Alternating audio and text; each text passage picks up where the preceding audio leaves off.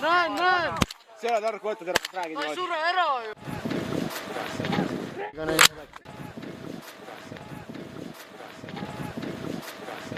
Relv on ees juba, tulistage!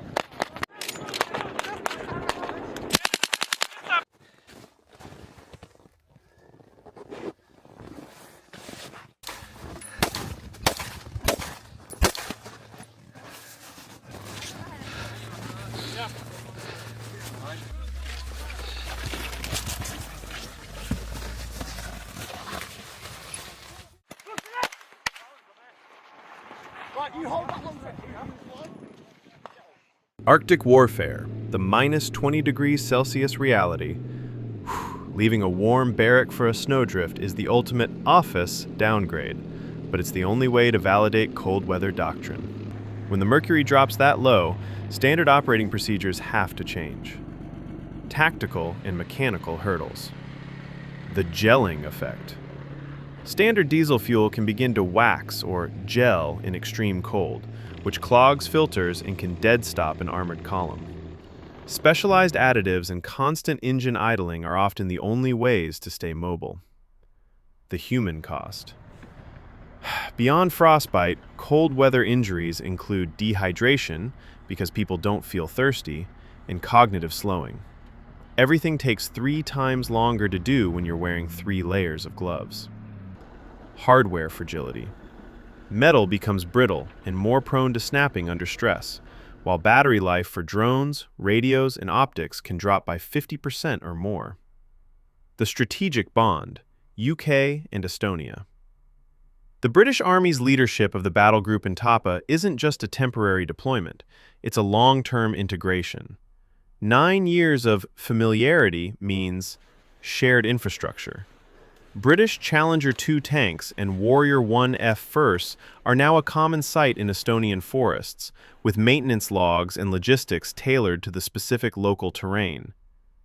Interoperability. It's one thing to speak the same language, it's another to have your radio encryption, artillery coordination, and medical evacuation chains perfectly synced with a host nation's forces. In the north, deterrence isn't just about having the most tanks. It's about proving that those tanks will actually start when it's minus 20 degrees Celsius and the snow is 6 feet deep. Näen! See ei ole tark võtta, terve räägid Ma ei sure ära ju!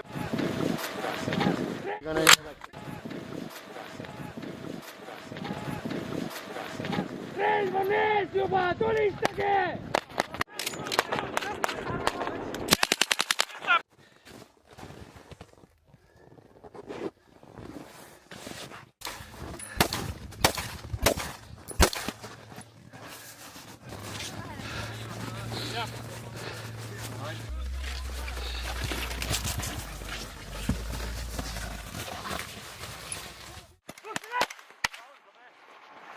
Right, you hold that one for here.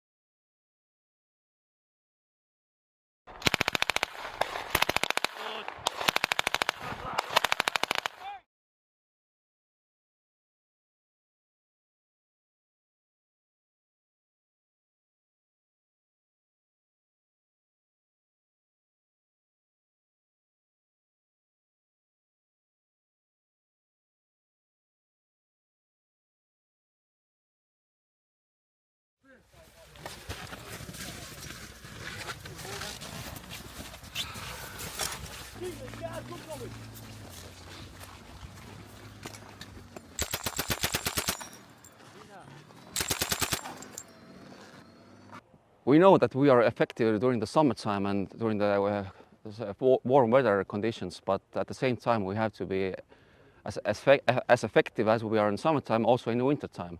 So the cold weather drains the body and the unit, and we have to prepare ourselves for these conditions as well, because winter, as in Estonia, is all over the world. So this is the one part of the environment where we have to be able to go operate and be ready to fight. Completely different environment here.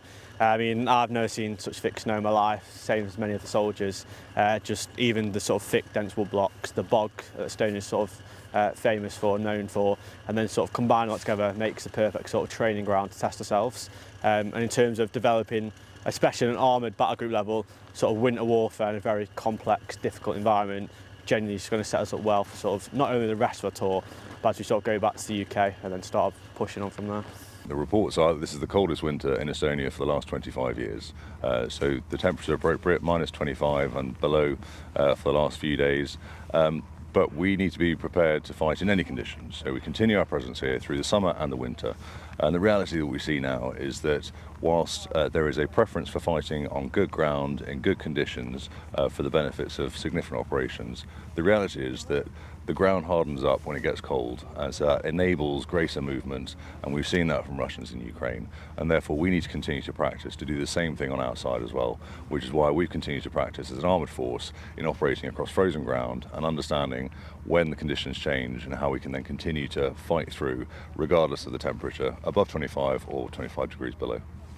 What we've learned from the Estonians are everything from the simplest things about how to rewarm yourself when it gets really cold in these conditions, simple exercises, how to dress appropriately, what layers to wear, through to how we equip our tanks and what we do with the fuel to make sure it doesn't freeze, doesn't turn to jelly, and the kinds of alterations we can make to our vehicles to make sure it gains traction in the ice, in the snow, continue to fight through.